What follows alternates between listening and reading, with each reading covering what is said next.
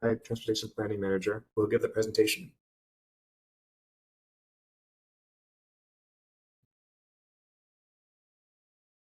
Thank you, Dan. Can you hear me okay? Yes. Good morning, everyone. Thank you for joining today's webinar.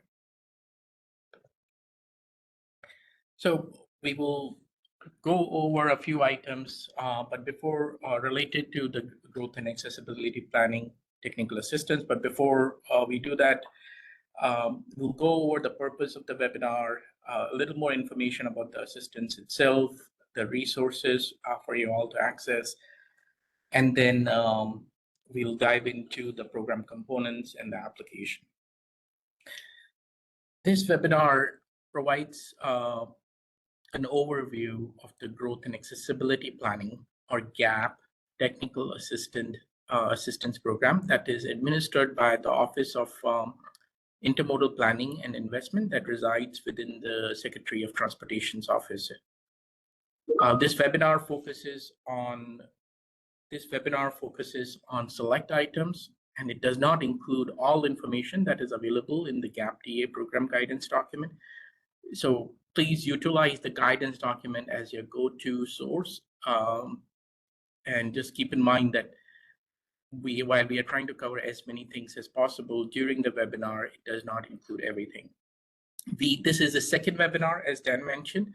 The first one was held on September 18. It had the same presentation and a Q&A session. The presentation is also available on the VTrans website. Now, a little more about the program itself. So, as I mentioned, our office resides within the Secretary of Transportation's office, and it was created in 2002 to serve the Secretary in his or her role as the chairperson of the Commonwealth Transportation Board. The program or technical assistant aspects of OIPI has existed for more than a decade now. Previously, OIPI used to provide technical assistance related to growth areas that are also called urban development areas, or UDAs, per Virginia Code Section 15.2-2223.1. In 2020, nearly 4 years ago, we launched a program called GAP, and that expanded the scope of assistance that we were previously providing. So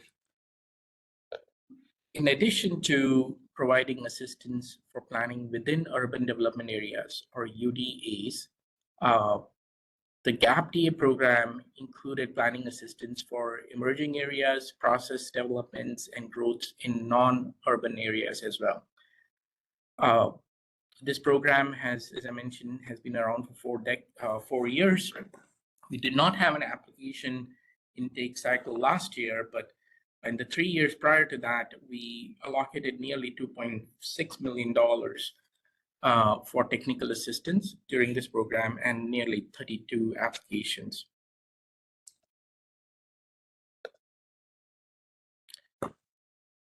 The program is trying to advance the CDB's vision of transportation in Virginia. We want to conduct activities that are consistent with our office's responsibilities as outlined in the Virginia Code Section 2.2-22.9. We also want to help localities to better prepare for long-term trends that the CDB's policies have identified as part of the VTrans process. And the last, but not the least, is to continue support the intent of 50.2-22-23.1, which is the designation of urban development areas and planning within them to ensure more efficient growth. I should note that GAP TA program is not intended to duplicate other technical assistance opportunities that are available through OIPI, VDOT, or TRPD. So, for example, OIPI has project pipeline program, VDOT has STARS and arterial preservation programs, TRPD has technical assistance opportunities as well. Our goal is to focus on systems planning level activities. So we cannot provide assistance with traffic and roadway operations, roadway design, transit facility and operations, or sewer and stormwater design activities. So in other words, we are focused on planning, systems planning level activities. If an application comes our way, we try to make sure that if it doesn't align, or if it doesn't seem to align very well with the program's focus, we coordinate with others within OIPI, VDOT, and DRPT. I should note that this submitting an application for GAP TA does not replace or augment application requirements for other programs that may exist. I will also note that GAP TA Technical Assistance Program differs from other technical assistance opportunities that might be available elsewhere, in the sense that OIPI provides this technical assistance through access to our statewide transportation planning consultant contract. We do not provide any direct financial assistance or reimbursements for expenses that are related to scoped activities or related to staff time or your involvement. OIPI selects the consultant based on availability and qualifications, and while trying to ensure that there's some sort of alignment between the work that is done in one part of the state along with the other. So in other words, we make that selection, and then we present the team to the applicant if they're successful. Before we get into program details, I want to highlight some resources that are available as well. So this presentation and webinar will be available on vtrans.virginia.gov. There's a GAP TA webpage that provides resources for applicants. It includes previous awards. It includes information such as where those awards were made, the documents that have been completed as part of those awards. And it also includes the timeline for this year's GAP TA intake. We have made minor tweaks for this year. So on the GAP TA webpage, you will see application guidance documents are available for not only this year, but the previous years as well. This year, we have made some minor tweaks. The first tweak, a noteworthy item that I would like to highlight is that of the 4 components, or the sort of the focus areas of GAP TA, 2 of those also include previous history of previous technical assistance provided by OIPI as an evaluation criteria. And then in data standards, requirements, and guidelines, we require a cost estimate be developed using pre-quantity tool, PQT, developed by VDOT's Cost Estimation Office if there is a need. Now, with that background resources in mind, I would like to share some information related to the program components. So GAP TA program is, it includes 4 focus areas. The first one is, conducting the planning within existing or planned growth areas.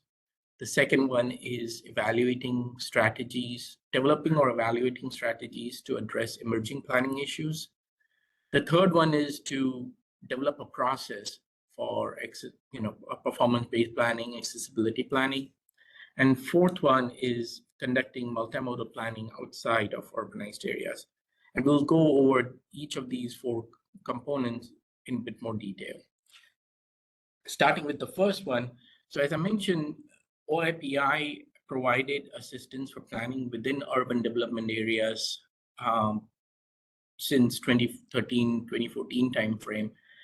And that has continued with GAP TA.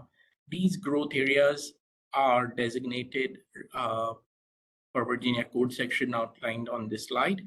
And the eligible entities are cities, counties, and towns that can manage their comprehensive plans and are also responsible for maintaining their infrastructure. I will note that urban development areas or UDAs designations are local jurisdictions decision. OIPI does not provide any assistance to identify where such areas may be designated or how they need to be designated. It does not provide any assistance on what they should entail and should not entail. That's a localities decision. We are only providing assistance for planning within an identified growth area that might be currently designated or is going to be designated after the completion of the planning assistance. So the eligible activities are consistent with the code requirements, and they are all intended to support traditional neighborhood design.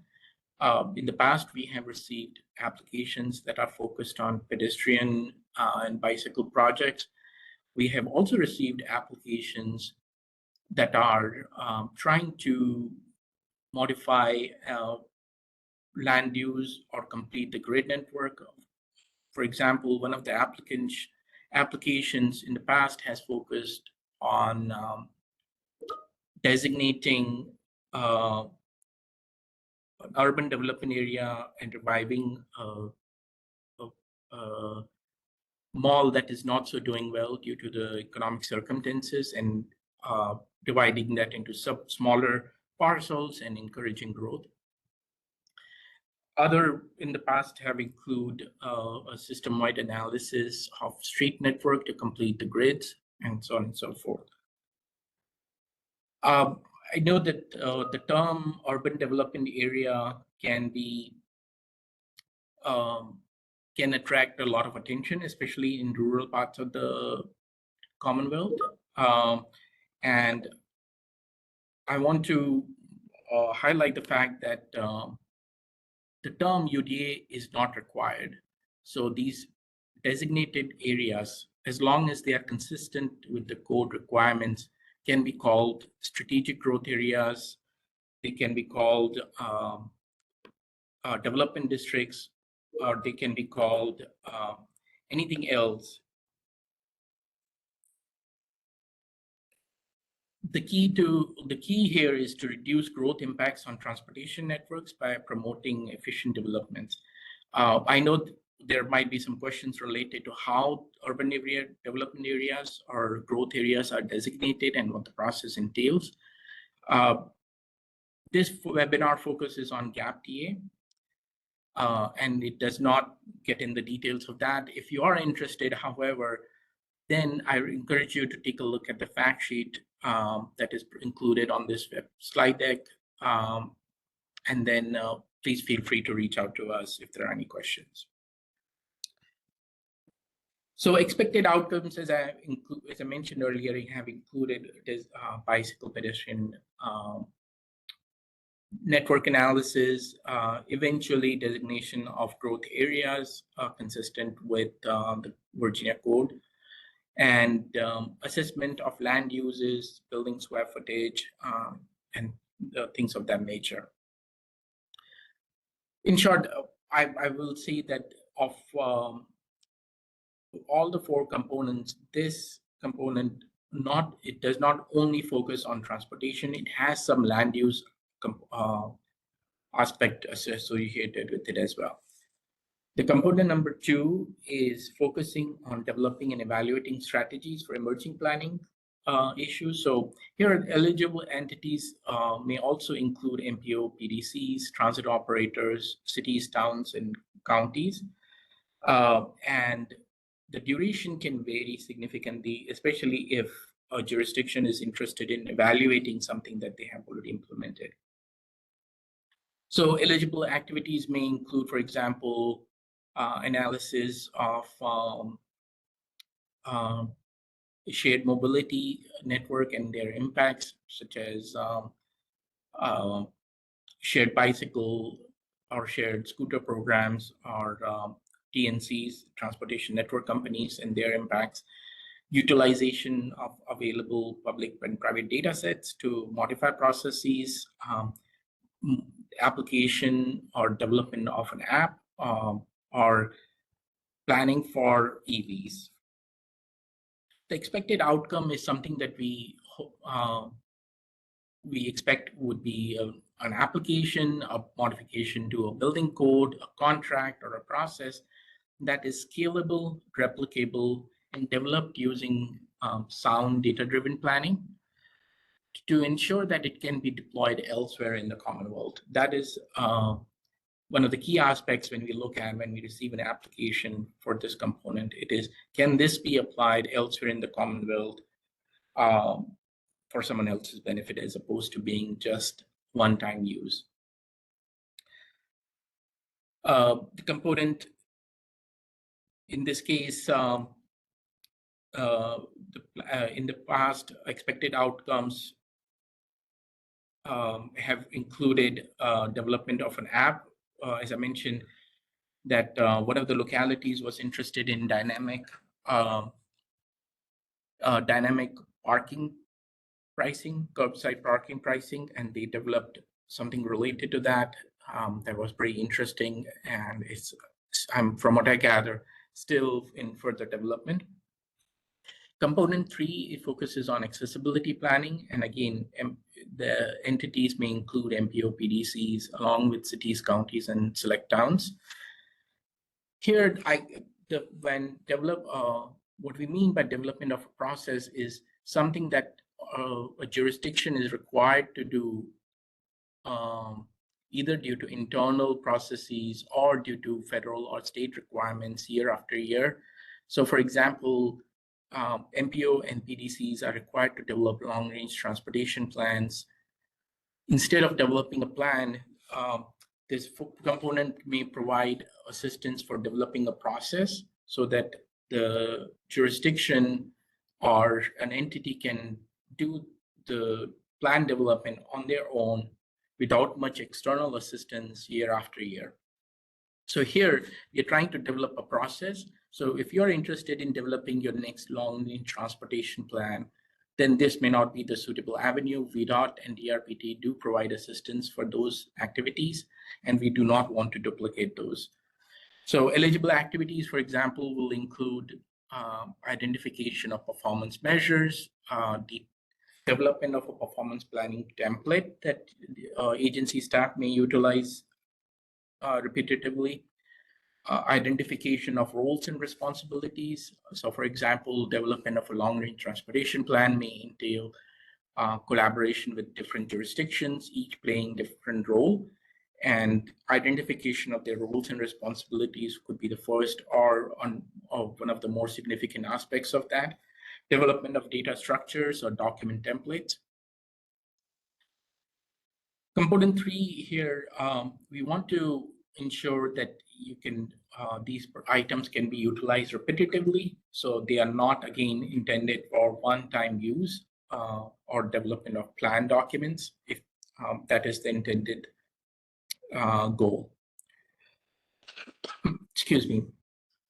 Component 4 is, it mirrors what component 1 was trying to do, which is promote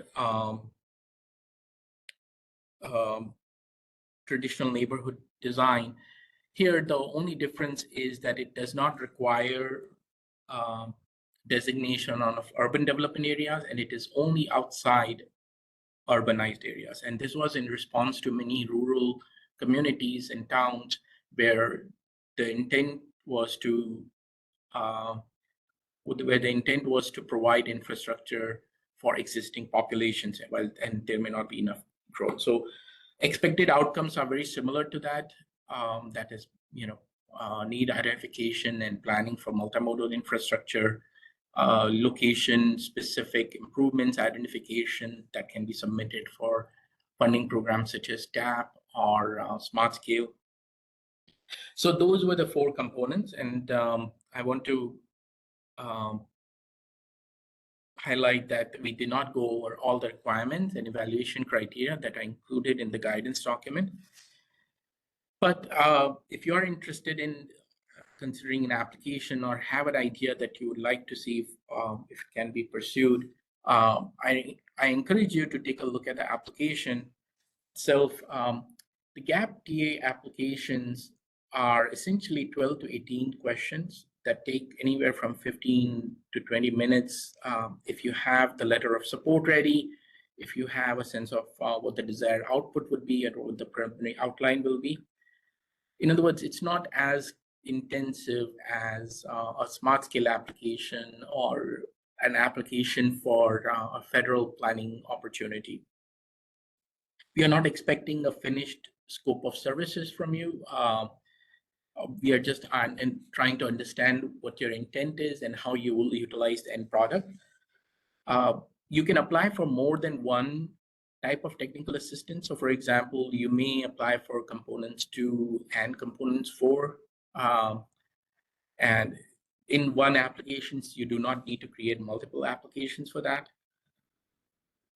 You also do not have to submit your application in one session, so you can utilize save and continue later option to revisit or fill some parts of the applications at a later time. Once you submit the application, you will receive an email with a PDF. We encourage you to review the PDF to ensure that it is complete and there were no technical glitches or nothing was lost in the submission process. If you see any errors, please reach out to us. We also receive copies of your emails once they are completed. But we encourage you to reaching out to us as soon as you can if you see any errors. I want to highlight roles and responsibilities. So we are in the application phase, then there is award, technical assistant, and closing. So while there is a way to go before something is awarded and you are in the middle of technical assistance, but I want to briefly highlight a couple of items to ensure that as you're considering this program for technical assistance, you have a clearer sense of what to expect while you are in it. So again, we are in the application phase. You are not required to develop a detailed scope of services for your applications. That is to be done after we have reviewed your application and intent and see if there is an alignment between the evaluation criteria and what you have submitted. We will work with you to develop a detailed scope of services after you have been shortlisted. I say the word shortlisted because an award is not granted until much later. After we develop detailed scope of services and we ensure that it meets the program requirements, only then we will identify a suitable consulting team to assist you. The reason is that often we find an application either is too broad or is too narrow, while the intent may be in place. So we work with the applicant to make sure that can fit within the scope of the program. So an example would be if a jurisdiction is interested in doing a county-wide analysis of bike and pet conditions. In such instances, the scope maybe is too broad to be completed within $60,000 or $100,000 that we may have available. These tasks can, depending on the scope, can take several $100,000 and if not more. So we work with you to ensure that what you're trying to do can be done within the scope. And once we have a clearer scope of services working with you, only then we consider that an award, which is the next phase, and when we issue notice to proceed. And it is only during that phase we will put you in touch with a consulting team that we have selected for you with representatives from Virginia Department of Transportation or DRPT, depending on the nature of the project. It is then you can officially announce that you have received an award and you can continue the work. Now, I will say that ensuring that there is enough local support within your agency, as well as public support for what you're trying to do before you embark on this work is important. So it's not only important for the technical assistance phase, but also as you are considering submitting an application. During the technical assistance phase, I want to highlight that we provide technical assistance. So if you have out requirements or I need to do outreach or conduct meetings, make presentations, we expect that those role will be fulfilled by you all, the applicant. The consultant can develop some materials for you, but they will not be there to conduct the meetings on your behalf or conduct a survey. That is expected to be conducted by the city staff or the jurisdiction staff. Finally, in closing, our role, OIPI's role, is limited to ensuring that the framework, methods, and criteria are aligned with what we intended or we set out to do. VDOT and DRPT, if they are involved, they will be reviewing it before anything is publicly released for consumption, and along with the applicants themselves, and then we do the closeout phase. The noteworthy items, as you're considering this application, would be to ensure that you focus on providing a clearer sense of what you are trying to achieve at the end of this assistance, as opposed to a detailed scope of services, which is not required at this time. A focused application that is concise and gives us a sense of what you will do with the end product after it is done is highly recommended. I would say that if you are expecting outreach or coordination, please list it so that we have a sense of what you are planning to do on your own while the consultant is providing you technical assistance. We want to ensure that there is continued support for from public, local, and regional agencies for the scope work. In the past, we have had instances where we were not aware that there was some significant opposition before even an award was made, and we would like to avoid such situations. And please plan for staff involvement. So while the consultant is there to assist you, they will need your help. They will need your guidance and leadership. And they will need your support to ensure that things are moving in a timely manner. So with that said, I will end with the timeline, which is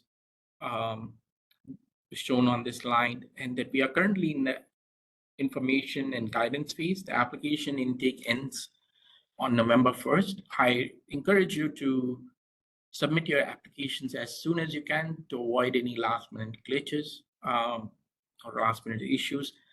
Our goal would be to have the kickoff meetings sometime late winter, early spring next year.